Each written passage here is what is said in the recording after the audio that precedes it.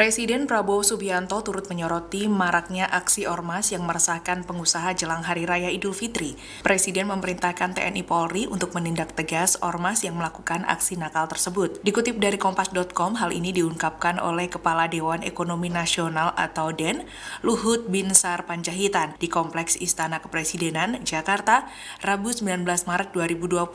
Merespon arahan Presiden, Luhut menjelaskan bahwa TNI Polri menegaskan akan bertindak tegas. Sementara itu, TNI Polri disebut akan berkomitmen dalam menangani keluhan pengusaha terhadap ormas nakal menjelang Lebaran ini. Keterangan ini disampaikan oleh Kepala Biro Penerangan Masyarakat atau Karopenmas, Divisi Humas Polri, Brigjen Polisi Truno Yudo Wisnu Andiko, Minggu 23 Maret 2025. Truno Yudo menyatakan bahwa tindakan premanisme yang mengatasnamakan ormas tidak akan dibiarkan karena berdampak buruk pada dunia usaha dan iklim investasi Indonesia. Dirinya mengatakan Polri telah menerima laporan dari pengusaha mengenai hal tersebut yang telah menjadi modus dan menimbulkan keresahan dan merugikan.